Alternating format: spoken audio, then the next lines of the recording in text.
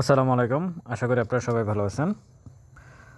Bangladesh security exchange কমিশনকে নিয়ে একটু কথা বলতে চাচ্ছি। বর্তমান যে কমিশন আছে রাশেদ মাকসুদের অধীনে,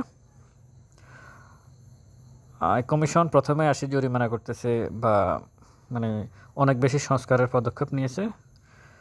সবই ভালো, যেমন কোম্পানিগুলোকে ডিভিডেন্ড না দিলে জেডে পাঠানো হচ্ছে, তারপরে যে সঠিক সময়ে ডিভিডেন্ড পে আউট করতে হচ্ছে, ইপিএসগুলো সঠিক সময়ে দিতে হচ্ছে, ডিভিডেন্ড ডিক্লেয়ার সঠিক সময়ে করতে হচ্ছে।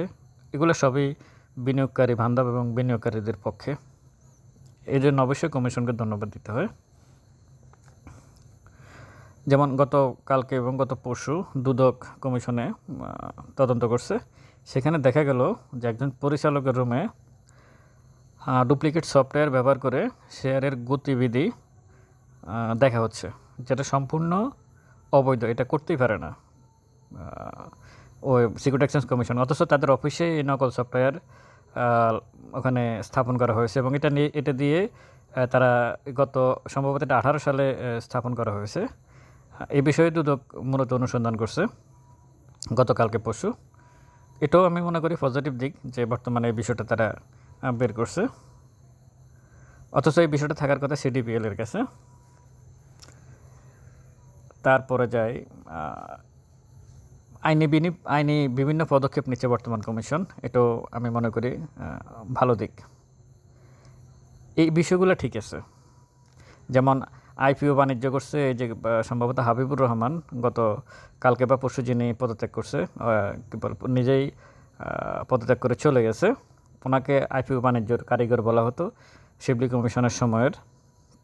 উনি অনেক বেশি আইপিও নিয়ে আসছে মার্কেটে, ওনার মাধ্যমে অনেক কিছু হতো। তো উনি চলে গেছে। মানে যারা দুর্নীতি করছে তারাও অনেকটা, যেহেতু বারবার দুদক আসতেছে, তদন্ত হচ্ছে, ঠিক আছে, সবই পজিটিভ। এই জন্য বর্তমান কমিশন ধন্যবাদ পাওয়ার যোগ্য। কিন্তু এর থেকে ভয়ঙ্কর কিছু মার্কেটে এখন হচ্ছে, এটার জন্য অবশ্যই সমালোচনার দাবি রাখে বর্তমান কমিশন। ভয়ঙ্কর কি হচ্ছে? এখন ইনসাইডার ট্রেডিং হচ্ছে, পরিষ্কার, একেবারে ক্লিয়ার।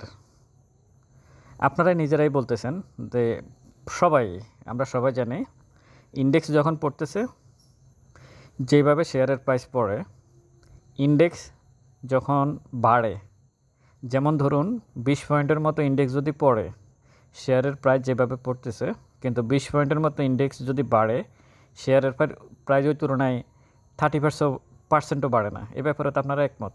এটা কেন হচ্ছে? টোটাল কারসাজিটা করা হচ্ছে। কীভাবে কারসাজিটা করা হচ্ছে? এখন যখন ফালানো হচ্ছে তখন সমস্ত শেয়ারকে ফালানো হচ্ছে, ক্লিয়ার। 20 পয়েন্ট যদি ইন্ডেক্স মাইনাস করে তখন সমস্ত শেয়ারকে ফালানো হচ্ছে, কিন্তু ইন্ডেক্স যখন প্লাস করা হচ্ছে তখন কি করে জানেন? ওই রবি, গ্রামীণ ফোন, ব্রাক ব্যাংক, এরকম 3-4টা কোম্পানিকে নিয়ে, ইসলামী ব্যাংক, এরকম ইন্ডেক্স মোবার 3-4টা কোম্পানিকে আসতে লেনদেনের মধ্যে ঢুকিয়ে দেয়, পজিটিভ করে দেয়। তখন আপনি দেখতেছেন যে ইন্ডেক্স পজিটিভ, কিন্তু ওইখান দিয়ে আপনার বি ক্যাটাগরি, জেড ক্যাটাগরি বা লো পেডাফের শেয়ারগুলো কিন্তু, যারা স্টকগুলো কিনছে তারা তছনছ হয়ে যাচ্ছে। এটা আমি মনে করি তাদেরকে বর্তমান কমিশনকে যতটুকু ধন্যবাদ আমি একটু আগে দিয়েছি, তার থেকে ভয়ঙ্কর হচ্ছে এই বিষয়টা।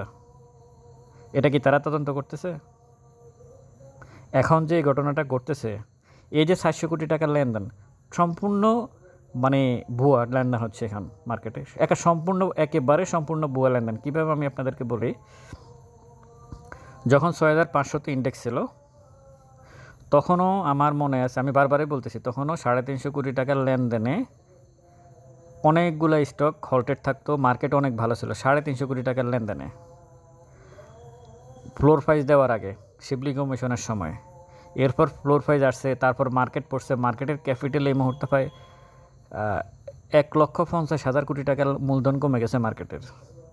বর্তমানে মার্কেটের ফ্লোরের পরে 1,50,000 কোটি টাকার মূলধন কমে গেছে মার্কেটের। তখন 350 কোটি টাকা দিয়ে মার্কেট যতটুকু ভালো চলছে, তখন যদি 350 কোটি টাকা দিয়ে 10টা শেয়ার হল্টেড হতো, এখন 40টা শেয়ার হল্টেড হওয়ার কথা ওই টাকা দিয়ে। সেটা কি হচ্ছে না। মার্কেটে মূলত 100 কোটি টাকার রিয়েল ট্রানজ্যাকশান হচ্ছে কিনা সন্দেহ আছে। এটা কেন হচ্ছে? এই যে আইনের বিভিন্ন মারফত জরিমানা বিভিন্ন মানে রাশাদ মাকসুদ কমিশন সমস্ত কিছু করতেছে, এগুলো করতে করতে একটা শ্রেণী মার্কেট থেকে চলে গেছে। এখন এটা ভালো হয়েছে না খারাপ হয়েছে সেটা সময় বলবে, কিন্তু একটা গ্রুপ মার্কেট থেকে নিষ্ক্রিয় হয়ে গেছে বা নতুন করে কেউ এখানে আসতে চাচ্ছে না, বারবার এখানে পুলিশের মতো আচরণ করা হচ্ছে। তো যার কারণে এখন মার্কেটের এই অবস্থা। এখন আইসিবি প্লাস হয়তো তাদের কমিশনের কিছু নিজস্ব লোক দিয়ে হয়তো কোনো রকম মার্কেটকে মানে ধরে রাখা হয়েছে। এখন যদি 100 কোটি টাকার ট্রানজ্যাকশান দেখানো হয় তাহলে তো এটা পত্রপত্রিকা অনেক ফলো করে প্রচার হবে যে কেমন কমিশন, তার আন্ডারে 100 কোটি 150 কোটি টাকার লেনদেন হচ্ছে। আপনারা আরেকটা জিনিস লক্ষ্য করেন, এখন তো মার্কেট হচ্ছে একটা 40 পর্যন্ত, একটা 40-এ ক্লোজিং হয় মার্কেট। তো পোস্ট ক্লোজিং থাকে একটা 40 থেকে একটা 50, একটা পর্যন্ত মার্কেটে দেখা গেছে 150 কোটি 160 কোটি 170 কোটি এভাবে লেনদেন হচ্ছে। এই আধা ঘন্টার ভিতরে, এই 40-50 মিনিটের ভিতরে বাকি যে 150 মানে 300 কোটির উপরে যে লেনদেন নেয়, বাকি 70% লেনদেন ট্রেড হয় বাকি আধা ঘন্টার মধ্যে, এই 40 মিনিটের মধ্যে। এবং এমনও আমি দেখেছি পোস্ট ক্লোজিং যেখানে 10 মিনিট থাকে ওইখানে এত ট্রানজ্যাকশান হয় কীভাবে, যে 10 মিনিট একটা 40 থেকে একটা 50, এই 10 মিনিটের ভিতর যে পোস্ট ক্লোজিংটা থাকে মার্কেটের, ওই সময় এত ট্রানজ্যাকশান কই থেকে আসে? ওই ট্রানজ্যাকশান সকালবেলা কোথায় থাকে? ওই ট্রানজ্যাকশানগুলো সকালবেলা থাকে না কেন? আমি আপনাদেরকে একটা কথা বলি, এর আগে আমি এই কমিশনকে যতটুকু কাজের জন্য ধন্যবাদ দিচ্ছি, তারা জরিমানা করতেছে, তারা যারা কারসাজি করতেছে তাদেরকে মানে ঝামেলা করতেছে, তদন্ত করতেছে, কোম্পানিগুলোকে চাপে রাখছে, ডিভিডেন্ড ডিক্লেয়ার ঠিকভাবে করার জন্য, ইপিএস ঠিকভাবে সময় মতো দেওয়ার জন্য, সবগুলো ভালো। কিন্তু এই সবগুলোকে একসাথ করে এখন যেটা হচ্ছে সেটা ওই সবগুলোর থেকে এখনকারটা আরও ভয়ঙ্কর। এটা আপনারা মাথায় রাখবেন, কারণ এখানে প্রতিদিন ট্রানজ্যাকশান যখন আপনি 2 নম্বরই করা হয়, প্রতিদিন ট্রানজ্যাকশান, আপনি আপনার ব্রেনে কাজ করবেন না এখন মার্কেট কীভাবে চলতেছে। মার্কেটে কোনো ধারাবাহিকতা স্বাভাবিকতা কোনো কিছুই এখন মার্কেটে নাই। মানে আপনার ব্রেন কোনোভাবে এখন মার্কেটকে অ্যানালাইসিস করার মতো কোনো স্কোপে নেই মার্কেট এখন, কারণ কখন যে কী হবে এটা বলা মুশকিল। শুধু লেনদেন এখন ভলিউম, এই ফেক ভলিউমের কারণে, ফেক ট্রানজ্যাকশানের কারণে। আপনারা আরেকটা প্রশ্ন করছেন আমাকে, ফেক ট্রানজ্যাকশান কীভাবে হয়? ফেক ট্রানজ্যাকশান এইভাবে হয়, শেয়ার আসলে কোনো লেনদেন হচ্ছে না, এক কোড থেকে আরেক কোডে জাস্ট ট্রানজ্যাকশান করে শেয়ারকে লেনদেন দেখানো। এটার প্রমাণ আমি নিজের চোখে দেখছি। আমি যে হাউসে বসি আমি দেখেছি একসময় ওনারা বারবার বলতো, প্রথম দিকে আমি বুঝতাম না, যে যখন ব্যাক্সমিকো খুব বেশি দাম বাড়তেছিল না একসময়, ওই ব্যাক্সমিকো সালমানের ফরমানের ওই স্টকটা যেটা না ফ্লোরে আটকে রয়েছে, ওটা তখন একসময় যখন খুব বেশি মার্কেটে হিটেড ছিল, মানে অনেক বেশি প্রাইস আপ হচ্ছিল, তখন দেখতাম যে তাদের অফিসের কর্মচারীকে একজন বলতো যে এই শেয়ারটাকে, ব্যাক্সমিকো শেয়ারটাকে এই কোড থেকে ওই কোডে ট্রান্সফার করা তো, ওই কোড থেকে ওই কোডে ট্রান্সফার করা তো, মানে এক কোড থেকে আরেক কোডে ট্রান্সফার করে করে লেনদেনটা দেখাচ্ছে। এটা যে শুধু ওই হাউসে করতেছে তা না, বাংলাদেশের সবগুলো হাউসে করতেছে। আমি তো বললাম আপনারা মার্জিন নেবেন না, মানে এই কারণেই বারবার বলতেছি যে এরা সবাই কিন্তু এক সিন্ডিকেটের লোক। আপনারা এই সিন্ডিকেটের সাথে পারবেন না। আপনি যতই এলোমেলো স্টকগুলো কিনতেছেন, আপনারা এই কারণে বারবার নিষেধ করে যে এই ধরনের স্টক আপনারা কিনবেন না। তারা বারবার হাউস থেকে ফোন দিবে, হাউস থেকে বলবে এটা কিনেন, ওটা বাড়বে, এটা গেমলিং আইটেম হবে, এই হবে, সেগুলোতে যাবেন না প্লিজ। আপনাদেরকে বারবার অনুরোধ করি, এই মার্কেটে 20 থেকে 30%-এর বেশি আপনি প্রফিট আশা করতে পারেন না। এটাও তো পাওয়া মুশকিল। আপনারা অনেকে বলতেছেন ভাই 20% তো প্রফিট হয় না, হয়, কিন্তু একটু সময় দিতে হয়, ধৈর্য ধরে থাকতে হয়, শেয়ার কিনে 2-3 মাস 4 মাস অপেক্ষা করতে হয়, তাহলে আপনি একটা প্রফিট পাবেন। এই মার্কেট থেকে পাওয়া যায় না সেটা না, এটা একটা বাজার, এখানে কেউ না কেউ প্রফিট করে বিদায় মার্কেট এখনও টিকে আছে। যদি এখানে যদি কেউই প্রফিট করতে না পারতো তাহলে মার্কেট বন্ধ হয়ে যেত, সবাই চলে যেত, মার্কেটে কেউ আসতো না। কেউ না কেউ প্রফিট করতে পারতেছে, এই জন্য মার্কেট টিকে আছে।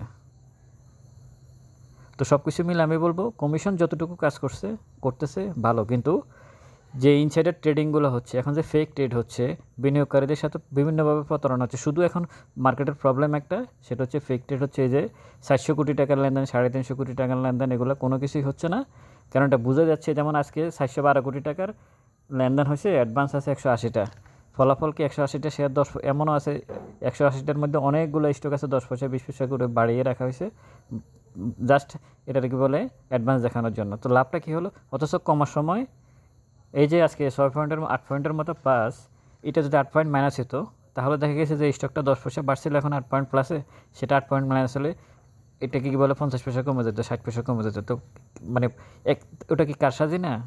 আপনারা একটু গভীরভাবে চিন্তা করেন। যে আমি আবারও বলি, ইন্ডেক্স 20 পয়েন্ট প্লাস হলে আপনার শেয়ারের দাম যতটুকু বাড়ে, ইন্ডেক্স 20 পয়েন্ট মাইনাস হলে তার 3 গুণ কমে যাচ্ছে। এটাই হচ্ছে বর্তমান সময়, এটা কিন্তু ইনসাইডার ট্রেডিংয়ের একটা অপরাধ, এটা আইনে অপরাধ। এবং কমিশন চাইলে এই ব্যাপারে পদক্ষেপ নিতে পারে, কিন্তু কমিশন এই ব্যাপারে কি আদৌ পদক্ষেপ নিচ্ছে বা কোনো তদন্ত কমিটি গঠন করছে?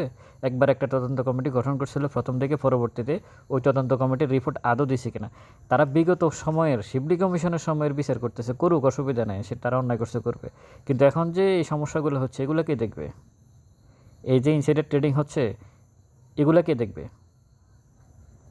আশা করি আপনারা কোনো স্টক কিনতে সাবধানতা অবলম্বন করবেন, অবশ্যই সাবধানতা অবলম্বন করবেন, হুটহাট কোনো স্টক এন্ট্রি নেবেন না। ভালো থাকবেন সবাই, ভিডিওটা ভালো লাগলে শেয়ার করবেন। স্টক সাজেশন এবং পোর্টফোলিও ম্যানেজ করার জন্য ডেসক্রিপশন বক্সে নাম্বার দেওয়া আছে, যোগাযোগ করতে পারেন। আসসালামু আলাইকুম।